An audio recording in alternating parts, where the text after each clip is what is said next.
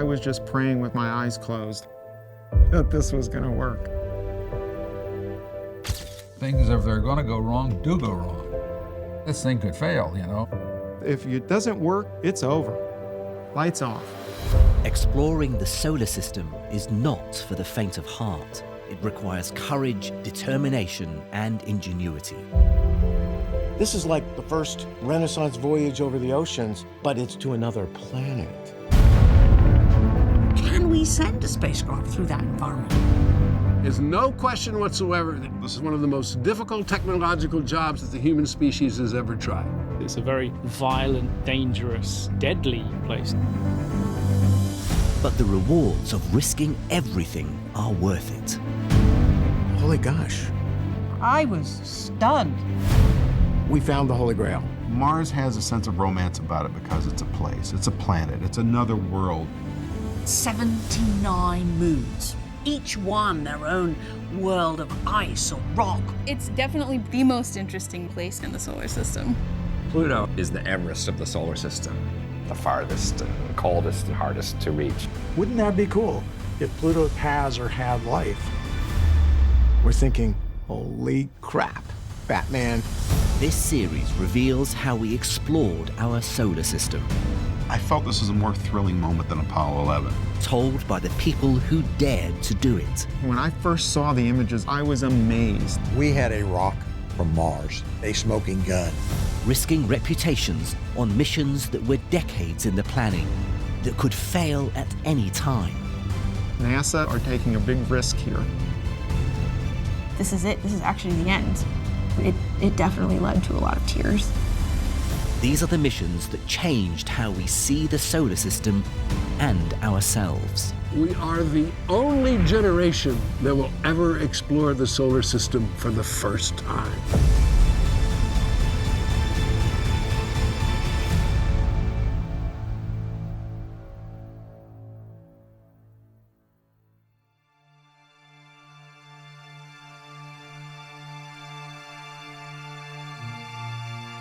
As I take man's last step from the surface for some time to come, but we believe not too long into the future, I believe America's challenge of today has forged man's destiny of tomorrow.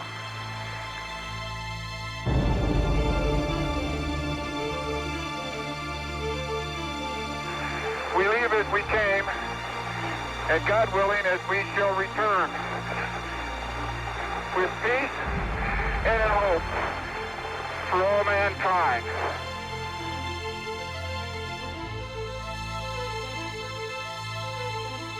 The exploration of our solar system really is part of the quest to understand our place in the universe.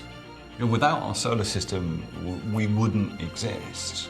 And, you know, why did this one little blue-green planet appear around this perfectly ordinary star? Is this a story that is repeated time and again throughout the universe?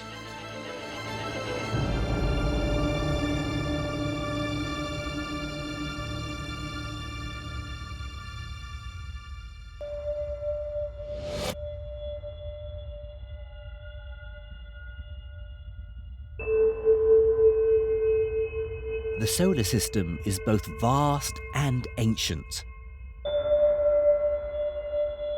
At least 4.5 billion years old.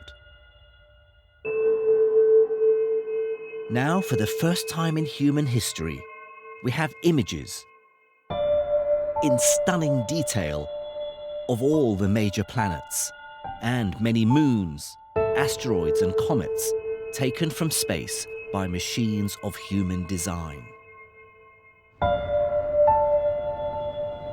From the surface of the Sun to the frozen highlands of Pluto and beyond, these images bear witness to the talents of the men and women who went in search of answers to the biggest questions. And this episode is about how and why they went looking. The moment we discover that life developed somewhere else will be the greatest scientific discovery of all time.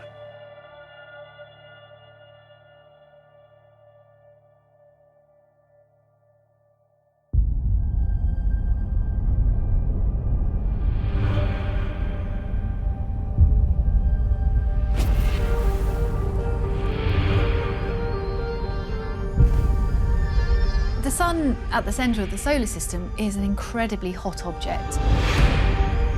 This hot, raging ball of gas.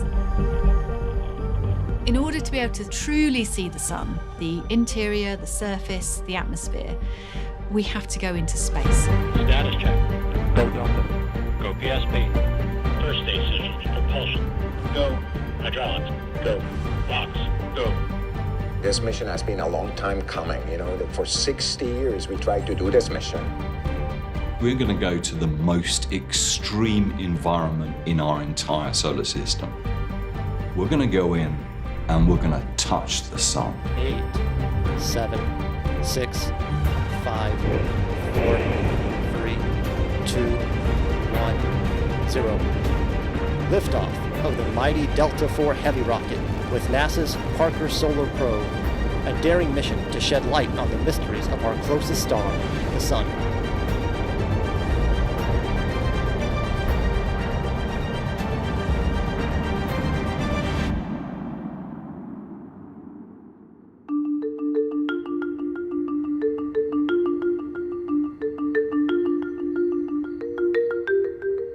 Humanity, I think, has a general quest for knowledge. We tend to just ask questions and wonder why. The nature is to look up and to look around you and to want to understand your surroundings. And so the first thing anyone looked up and wondered about was the sun. I think it's been, over the years, seen as at sometimes friend and at other times as foe.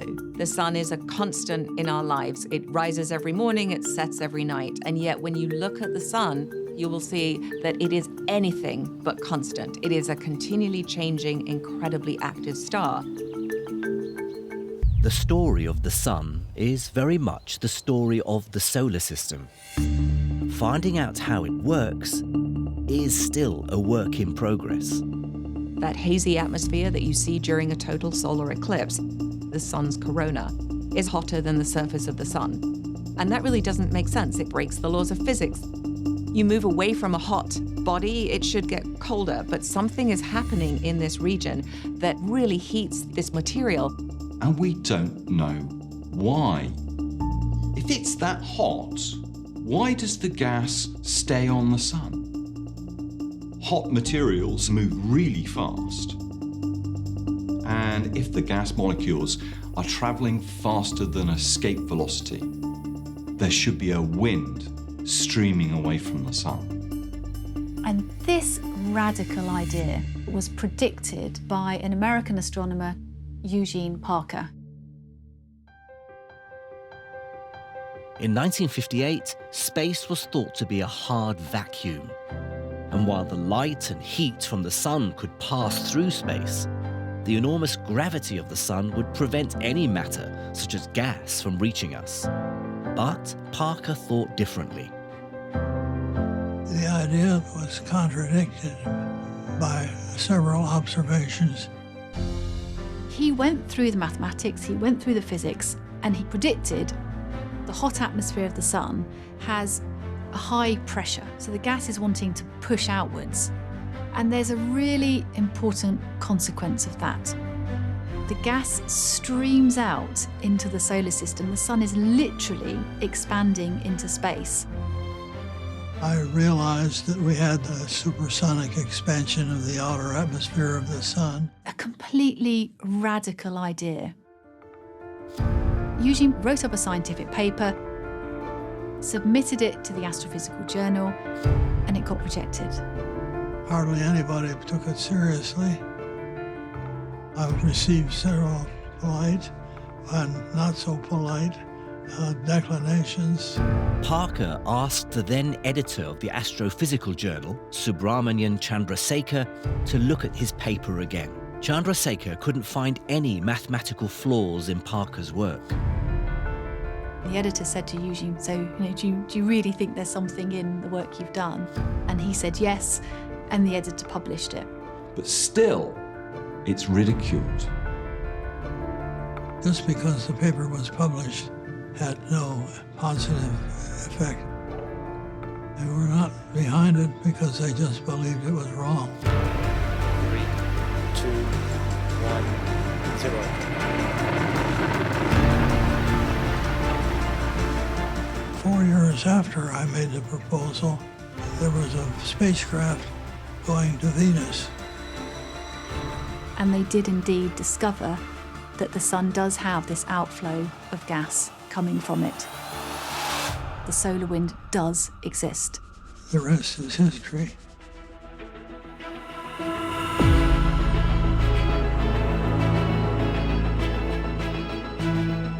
This discovery was momentous. All of a sudden, space is no longer a void, it's no longer a vacuum. It's filled with material, it's filled with this wind from the sun. The speed of the solar wind, it's almost beyond belief. It's moving between 250 and 750 kilometers per second. And it has some real significant effects on our planet. 8. In 2018, NASA launched a spacecraft called the Parker Solar Probe. 2, 1.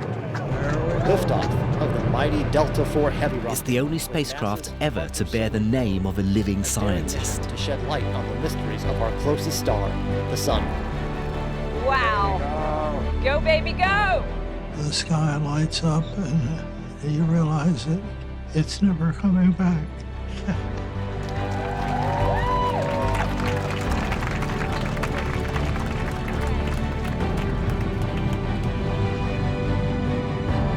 What a way to start. Yeah.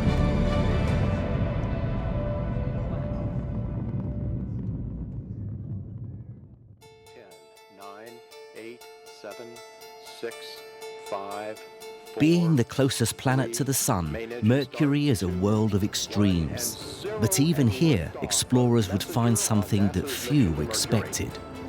When I became the head of planetary science, Messenger had launched, and it was on its way to Mercury. Messenger was all about exploring the full surface that we'd never seen before, but also we had to really think about how we develop our technology to survive this environment. One of the main concerns for us with an orbiter is we go from one side to the other in a very short time period, a few tens of minutes. The day side of Mercury plus 450 degrees, the night side about minus 180. So the extreme in temperatures over 600 degrees swing between one side and the other. The Messenger spacecraft went into orbit around Mercury 7 years after launch. It was designed to study the smallest of the planets using a whole suite of sensitive instruments. What Messenger did was it provided, as its top science priority, a high-resolution image of the entire surface of Mercury. But the mystery was that there were bright spots. There were small, bright spots. And then one of the Messenger scientists took all of the bright spots and laid them down on the map of Mercury. Every single bright spot was inside of a crater that is permanently shadowed. We have found what we believe is ice, water ice at Mercury. It's in one of the hottest regions in our solar system. So how did the ice get in there? Has it been through meteor strikes, because meteors have water? Has it been through comets hitting the body? Comets have a lot of water. It's really an enigma.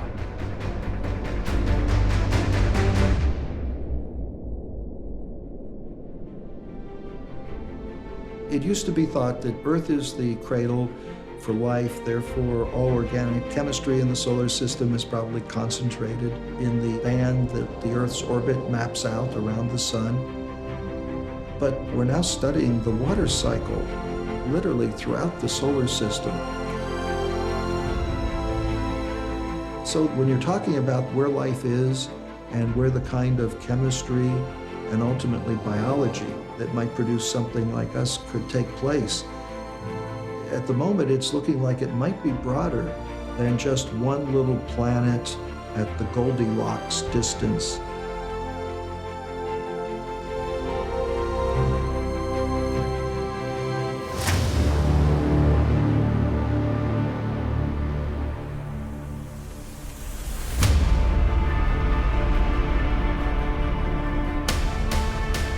The Soviet Union, they understood the huge propaganda value of victories in space. The best way to prove superiority would be to get to Venus first. We should not forget that every launch is also perfecting essentially military technology. This was the giant military missile development program.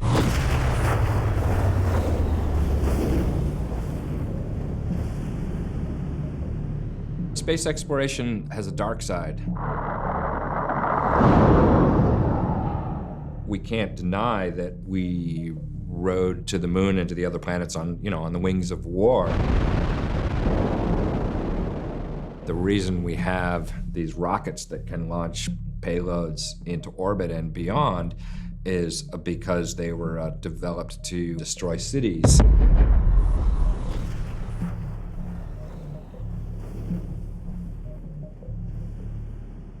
The Cold War made possible ever more ambitious missions in the 60s and 70s, each a matter of national pride. None more so than Venera 9. This huge, complex spacecraft was built to enable Russia to be the first nation to send back an image from the surface of another planet, Venus. On 20th of October of 1975, this joint stack of spacecraft of lander and an orbiter approached Venus and separated from each other. Immediately, they started their separate missions, which were culminating at the same time. The orbiter approached Venus and started a braking maneuver with its engines to slow down its speed just enough that the gravity field of Venus would capture it and leave it into a highly stretched elliptical orbit around the planet.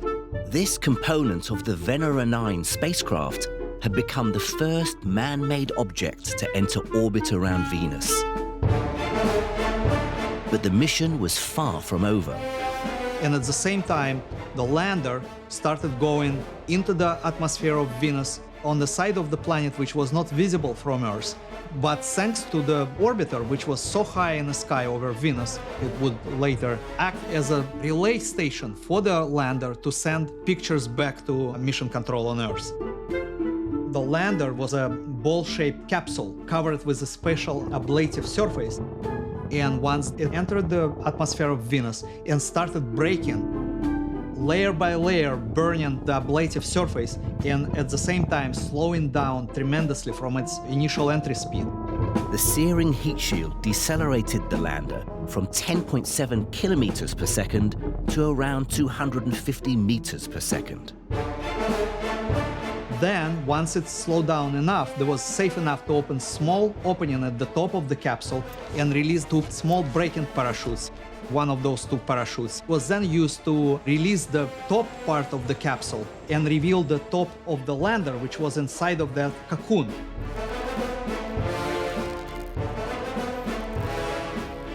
The speed dropped from 250 meters per second to 150 meters per second before a third parachute was deployed. And once that happened, there was an antenna, a transmission antenna exposed, and that allowed it immediately start transmitting data to the orbiter, which in turn relayed back to the ground control. The third parachute brought the velocity of the lander down to just 50 meters per second.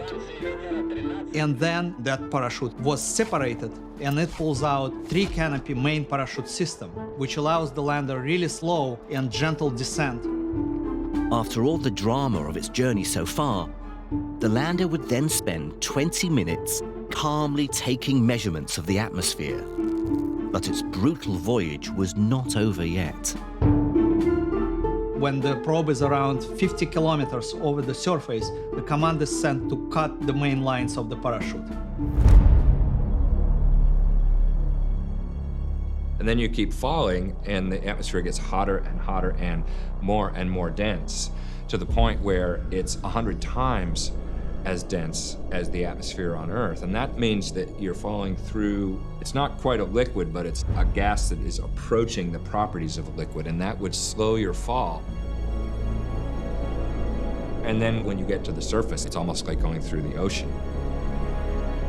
Venera 9 wasn't the first lander to get to the surface of Venus, but it was the first to send back pictures. Finally, this image, the first image ever seen by humans of the surface of another planet, came back. Everybody, without any question, who was involved were understanding the historic and scientific significance of that achievement. That was a real triumph of exploration.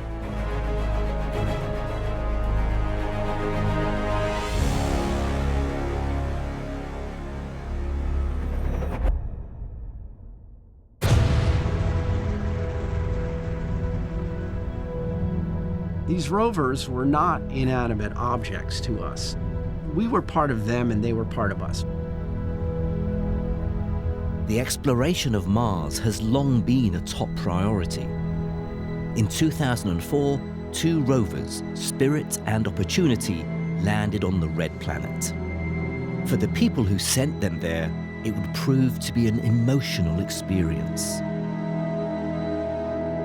Gusev crater has a drainage channel that extends for thousands of kilometers through the ancient highlands and looks like it filled that crater up with a lake.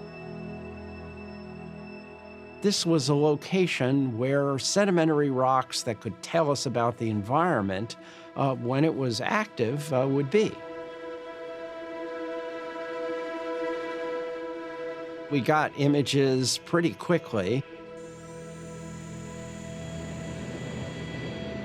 Unfortunately, we got there and all we could see basically was volcanic stuff.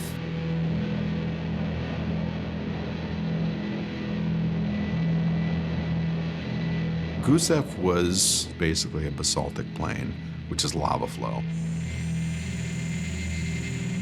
So if the lake had ever been there, it had been covered by volcanic materials.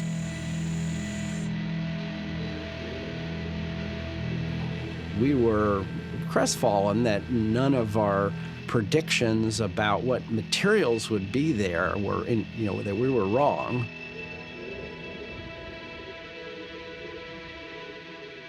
The opportunity was completely different. Opportunity really hit the bullseye because it landed in a place called Eagle Crater, in which Mother Nature has done you a big favor. At some point, she slammed a meteorite into the surface of the planet, excavating this big hole, and basically gave you this archaeological dig, if you will. You land in the middle of it, and all you gotta do is look around, and here's the history of Mars. And we saw sedimentary rocks.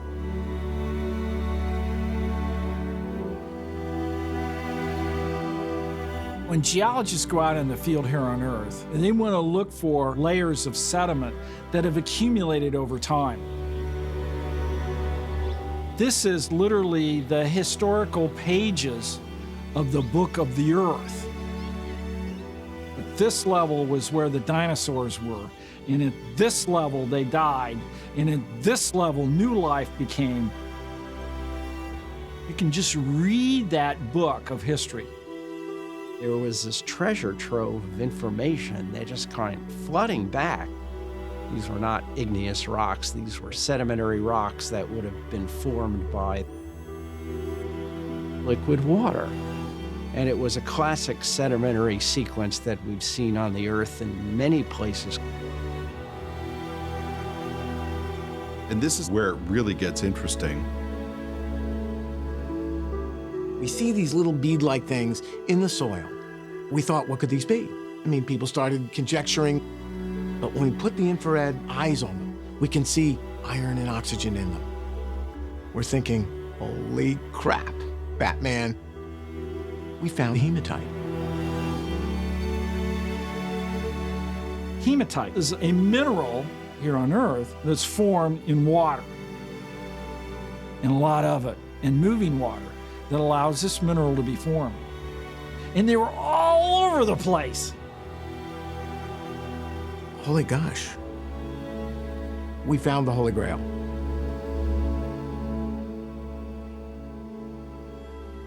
So the whole point of the Mars exploration rovers was roving. We want to move.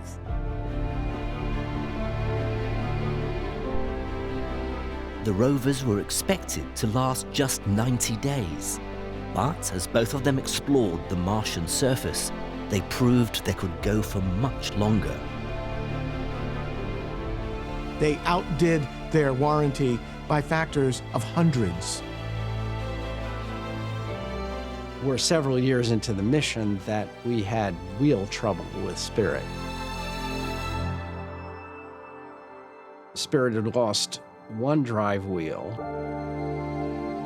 In doing so, we got stuck in a sandy crater, and it was very difficult. And that was the end of Spirit, yeah.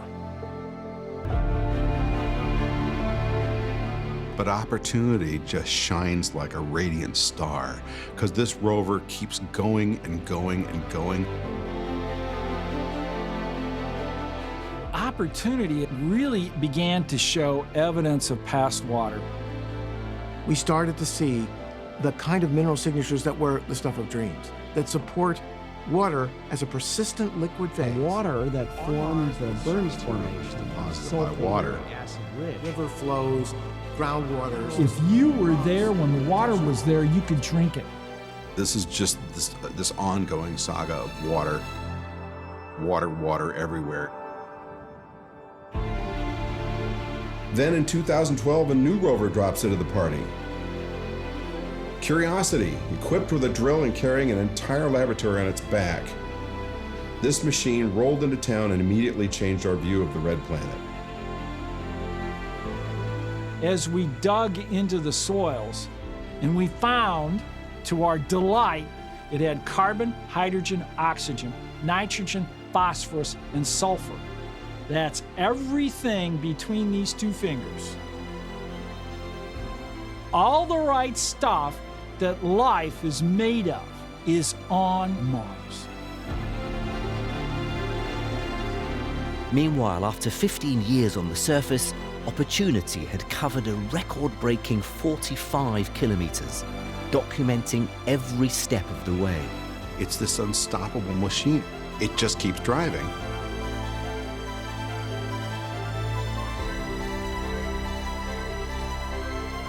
And then in June of 2018, here's a dust storm in the distance. It turns out to be a whopper.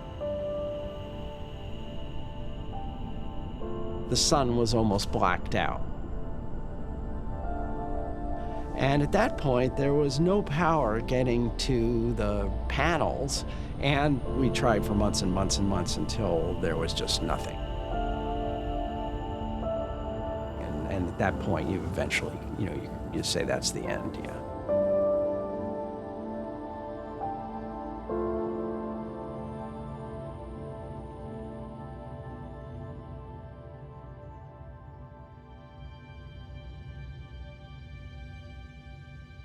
We had one final day where they called the team out to JPL, the Jet Propulsion Laboratory, where anybody that wanted to come and be there when they sent the final commands could come. We had all gathered in this area called the Dark Room, overlooking mission operations, and we're watching the flight commanders sending off the last commands to the rover. We did basically 4 final pings.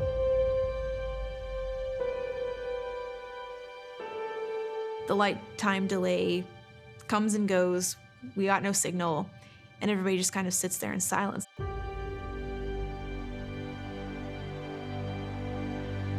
And then the manager of the mission, John Callis. This concludes operations for MER-1, spacecraft ID 253. Says, thank you for your 15 years of service. Thank you. But this is the end, so this is MER signing off the net. MER project off the net. In the dark room, it was just silent, and everybody's kind of looking around, and we're like, this is it. This is actually the end.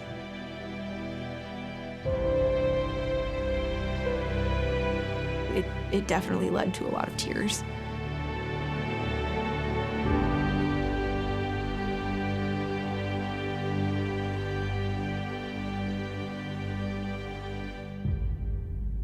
We were there. We are there. Our consciousness is there. Our species consciousness is on Mars. We're already a multi-planet species.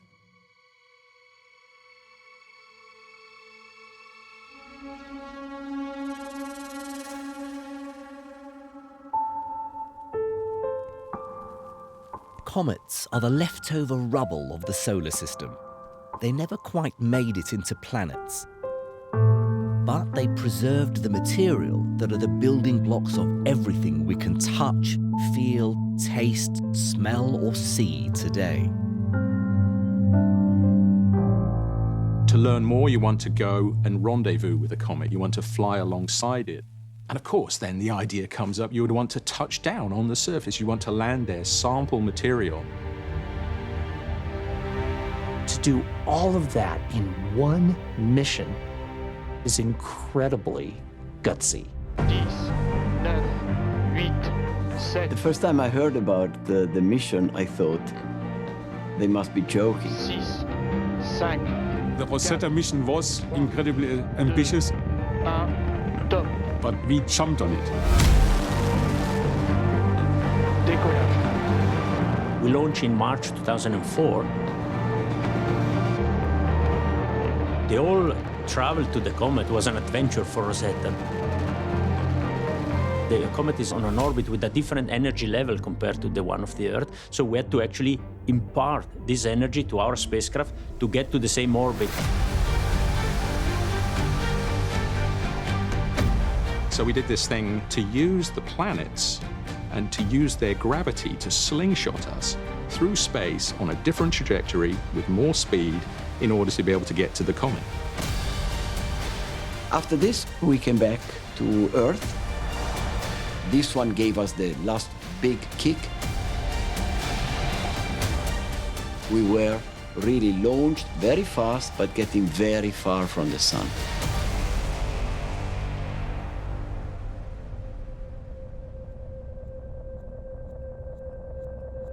We could not keep all the systems on board active because the illumination of our solar panels was getting very weak.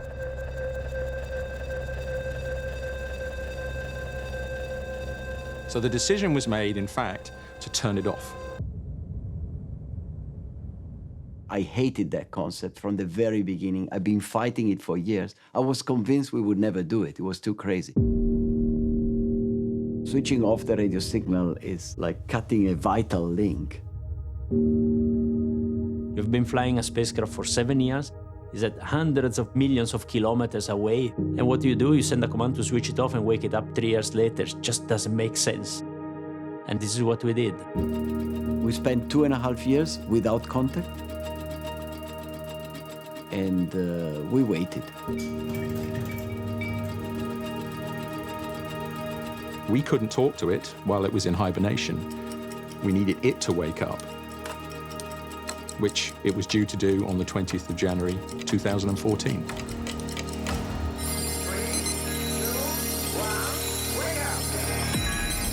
Wake up! Okay, great. We were sitting all in the control room, waiting for the signal to come. And this was probably the most tense moment of the mission. This was everything or nothing. It was life or death. Why is not coming?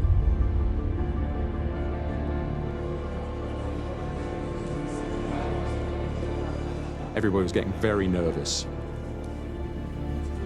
It was very difficult to bear. We started really getting worried. Have we lost the mission?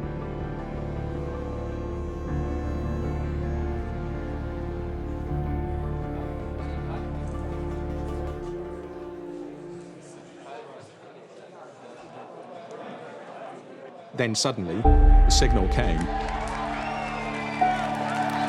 When the signal came, it was a big relief for me personally. There was an explosion of joy. A little blip on a noise spectrum told us Rosetta was there and it was calling home. And this for me was the the toughest emotion I went through on the story of Rosetta. We made it. Yes. That's a big success for everybody. We have it. We're ready. We now have the spacecraft back. We can go and do the rest of this mission and finally get to the comet.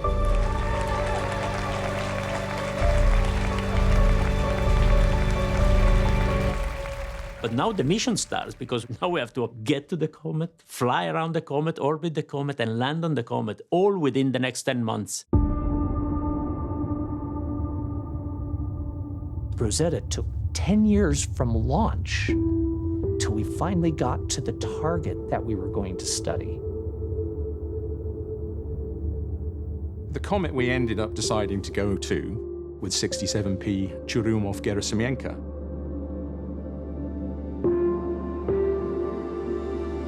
At the beginning, the comet was just a very small dot.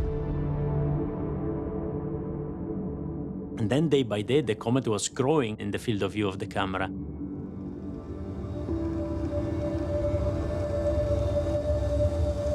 You have this spacecraft visiting an ambassador from the solar system from 4.5 billion years ago. It's modern technology visiting an ancient relic. It's really profoundly emotional.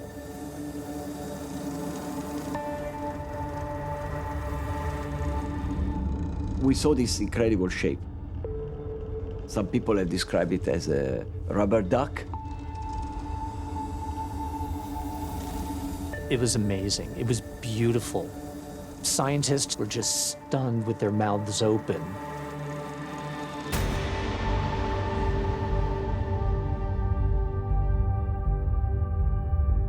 Comet 67P is about 4 kilometers in size. If you were standing on the bottom of the comet, you might see a flat, dusty plain. If you were standing on the head of the comet, it might look more rocky. If you were standing on the neck of the comet, you would be in this interesting valley, kilometer-high cliffs on either side, and running along the neck between your legs is a huge crack. There's so many different types of surfaces and variety. You could spend the rest of your life exploring every little part of the comet and not see the same type of thing twice.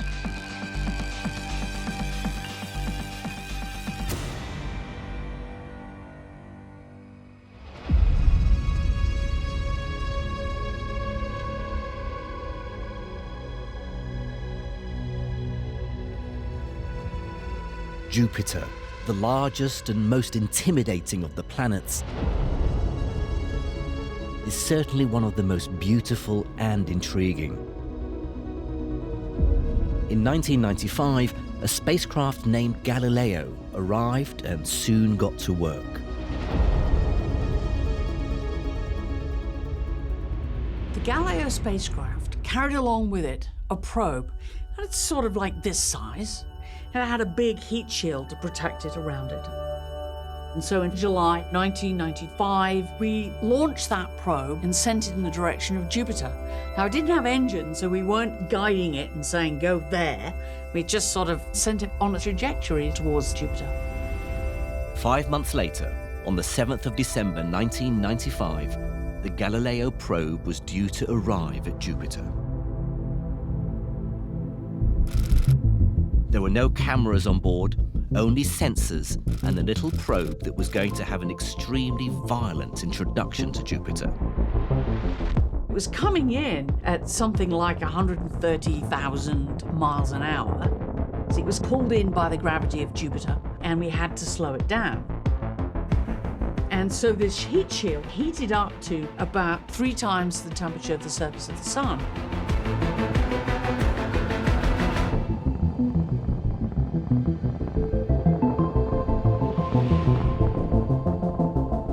And then eventually we kicked off that heat shield, put up some parachutes, so as it went down, we were able to get a sense of what it was like. What we were expecting was 3 separate layers of clouds. And we went down, it's like, where are the clouds? Where are the clouds? We're not seeing the clouds. What's going on? So everybody was completely confused. Well, the hint came from the ground. Telescopes on Earth were looking in the infrared at Jupiter at the same time we sent the probe in. And we realized that the probe went into a hot spot, somewhere where there's very little water. And so I think we realized that our whole idea of exploring these planets with single probes is a little bit susceptible to going into the wrong place.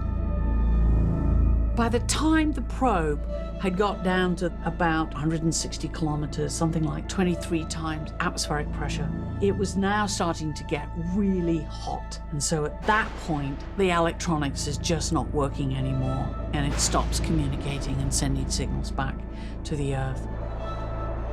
What happened to it after that? Well, it was so hot that it basically vaporized. But let's imagine what it would be like if you could be in a pressurized capsule as you get deeper down. I mean, it's either a hang glider's nightmare or his dream, depending on how risky they want to be. As you went deeper and deeper, it would get a little calmer, a little less turbulent. The pressure would get higher and higher. It's so hot, everything's vaporous. Eventually I get down to material that are almost like rock clouds, and they're probably precipitating. Now, when you get down something like 10% of the radius, you're now getting to the point where the pressures are about 1,000,000 times Earth atmospheric pressure. And the density is getting really high. And at that point, hydrogen changes its phase. It's no longer molecules, protons and electrons connected together, but the protons and the electrons are moving separately, and it becomes metallic. That is, it becomes electrically conducting. I suspect it would look like Mercury.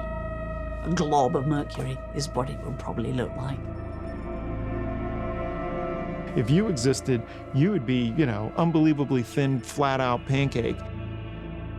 You get to the center of Jupiter, we're talking 4 times the temperature of the surface of the Sun, 50 million atmospheres pressure, and a density that's denser than the heaviest metals that we have on Earth.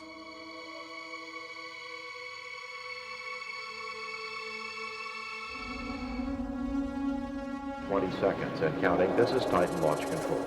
Without any doubt, the most risky element of any space mission is the launch. T-minus 15 seconds.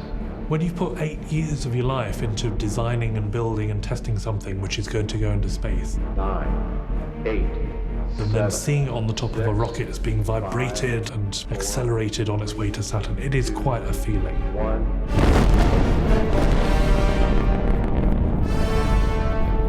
When it did go off, it created a huge amount of light, and then the rocket went behind a cloud. When it went behind that cloud, it was very impressive. The whole cloud lit up. We all thought, oh goodness, has something gone wrong? And then the nose cone came out and you went, whew.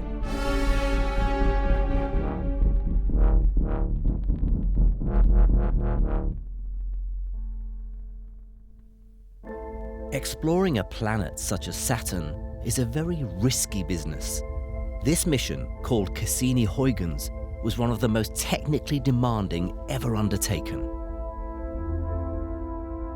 When Cassini was approaching Saturn for the first time, our experiment was systematically scanning back and forth the planet Saturn. And we were amazed to discover that the system was filled with molecules of oxygen.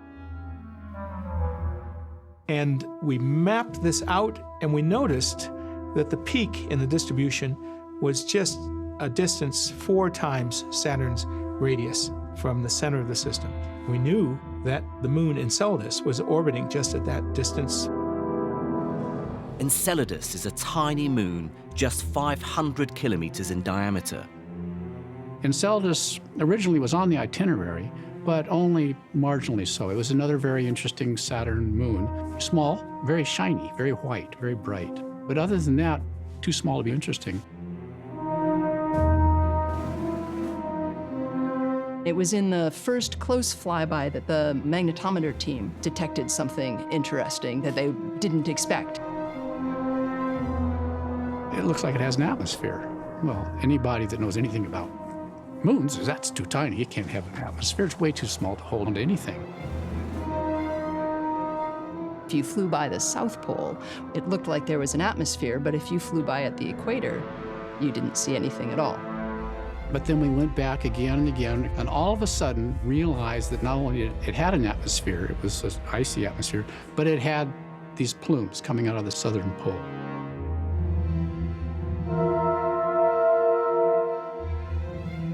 And here's water geysers, you know, on a tiny moon. And that water that was coming out of what we've later found out to be an interior ocean, not only did it contain water vapor, but it had traces of ammonia, methane, H2, CO2, and then there was a whole host of organic compounds that we could also see. And now we can put all that information together to get a picture of the shape of the eruption and also the material that's being erupted from inside of Enceladus. And amazingly enough, that material has the basic building blocks of life. This says to me that would be a good place to go and see if there's any form of life there.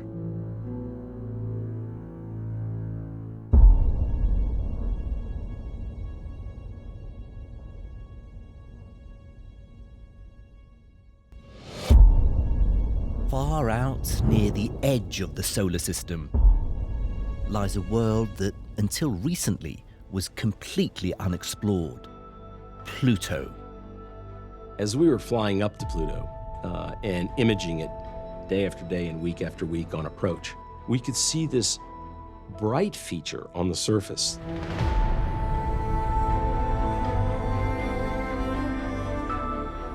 One morning, we got an image back, and as soon as it came up on the big screen, I remember a NASA official who said, "Do you see that? Looks like a heart." And as we got closer and closer, amazingly, it looked more and more like a heart. I think that's what emblazoned Pluto into the public mind as this amazing place at the frontier of our solar system. Pluto's heart measures 1,600 kilometers across and is composed of nitrogen ice. We believe that structure might be supported by water underneath the surface. There could be an ocean underneath Pluto's surface. There probably is some kind of liquid water ocean. It's very deep down inside, but we think there's a pretty good chance that it's there. It's one of those things, what if you find water, is there a chance for life? Wouldn't that be cool if Pluto's actually one of those places in the solar system that has or had life? That's just mind-blowing right there.